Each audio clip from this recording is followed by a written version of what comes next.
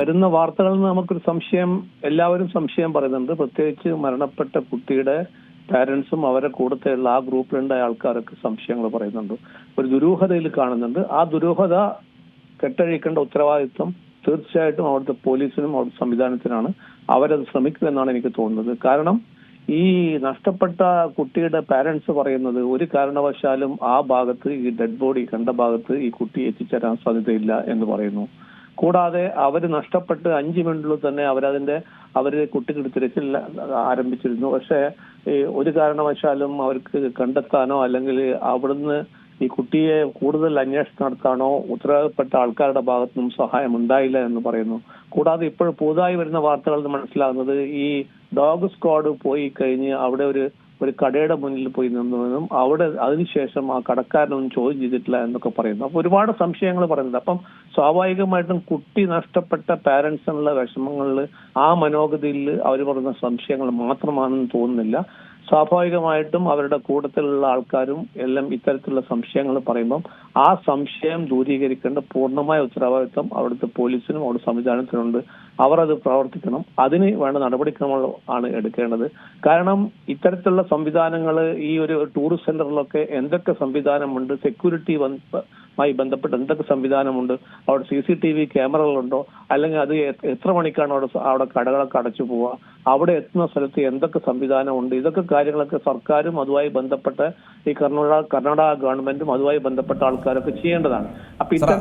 ഇപ്പോൾ നമുക്ക് മനസ്സിലാക്കാൻ കഴിയുന്ന ഒരു കാര്യം എന്ന് പറയുന്നത്, ഇത്രയും പ്രധാനപ്പെട്ട ഒരു ടൂറിസം കേന്ദ്രമായിട്ടും അന്യസംസ്ഥാനങ്ങളിൽ നിന്നും നിരവധി ടൂറിസ്റ്റുകൾ എത്തുന്ന, വിനോദസഞ്ചാരികൾ എത്തുന്ന ഒരു മേഖലയായിട്ട് പോലും 10 കിലോമീറ്റർ ചുറ്റളവിൽ ഒരു CCTV ക്യാമറ പോലും ഇല്ല എന്നുകൂടിയാണ് പറയുന്നത്. അങ്ങനെയെങ്കിൽ ക്യാമറ വെക്കാനുള്ള ബുദ്ധിമുട്ടുണ്ടെങ്കിൽ അവിടെ സുരക്ഷാ ഭടന്മാരെയോ അല്ലെങ്കിൽ ലോക്കൽ ഗൈഡുകളെയോ അല്ലെങ്കിൽ വനംവകുപ്പിന്റെ ഭാഗത്ത് നിന്നുമുള്ള ഉദ്യോഗസ്ഥരെയോ ഒക്കെ തന്നെ നിയമിക്കാത്തത് ശരിക്കും പറഞ്ഞാൽ അത് സർക്കാരിന്റെയും അതുപോലെ തന്നെ വകുപ്പിന്റെയും ഒക്കെ തന്നെ അനാസ്ഥയായി പറയാൻ സാധിക്കില്ലേ?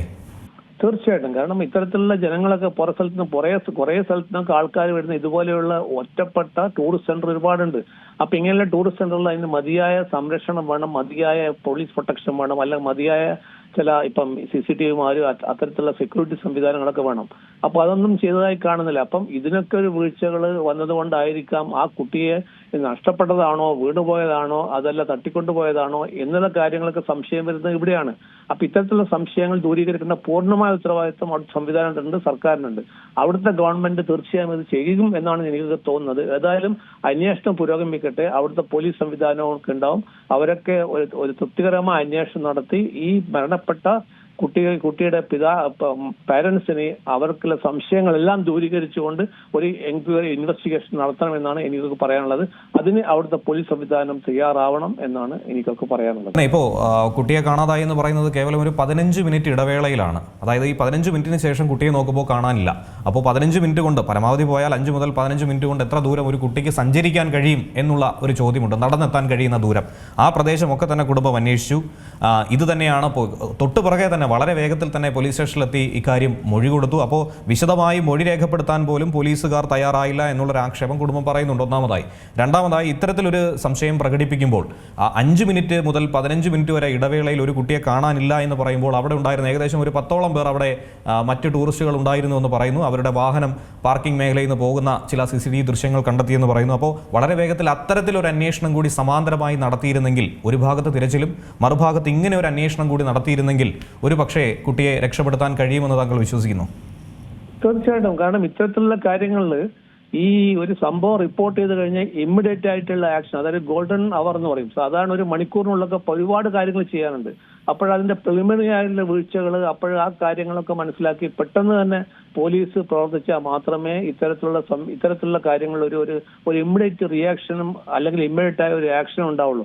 അപ്പൊ അത് ചെയ്യുന്ന ഉത്തരവാദിത്വം പൂർണ്ണമായിട്ട് പോലീസിനാണ്. അപ്പൊ തീർച്ചയായിട്ടും ഈ നഷ്ടപ്പെട്ട കുട്ടിയുടെ കുട്ടിയുടെ കാര്യം പറഞ്ഞ് പോലീസ് സ്റ്റേഷനിൽ പോയി കഴിഞ്ഞാൽ ഇമ്മീഡിയറ്റ് ആയിട്ട് പോലീസ് ആക്ട് ചെയ്യണം. അപ്പൊ ഈ സംഭവ സ്ഥലത്തും അതുമായി ബന്ധപ്പെട്ട ആൾക്കാരൊക്കെ അപ്പോഴും തടഞ്ഞു വെച്ച് ബാക്കി സെർച്ച് കണ്ടക്ട് ചെയ്യണം. ഒരുപാട് കാര്യങ്ങൾ ചെയ്യാനുണ്ട്. എനിക്ക് തോന്നുന്നു പോലീസ് വളരെ ലാഘവത്തോട് കാര്യങ്ങൾ എടുത്തുകൊണ്ടായിരിക്കാം, വളരെ കാഷ്വൽ ആയിട്ട് കാര്യങ്ങൾ എടുത്തുകൊണ്ടായിരിക്കാം ഇത് സീരിയസ്നെസ് അവർ അത് കണ്ടില്ല. അതുകൊണ്ടായിരിക്കും പ്രിലിമിനറി ആയിട്ട് സാങ്കേതികമായിട്ട് ചെയ്യേണ്ട കാര്യങ്ങളൊന്നും ചെയ്യാതിരുന്നത്.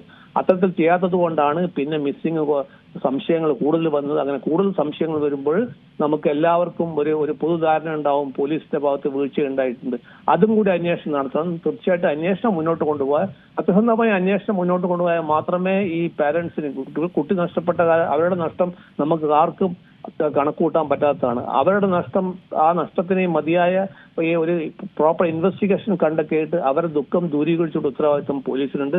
അത് തീർച്ചയായിട്ടും ഈ അതോറിറ്റീസും കർണാടക ഗവൺമെന്റും അവിടുത്തെ പോലീസും ചെയ്യുമെന്നാണ് എനിക്ക് തോന്നുന്നത്.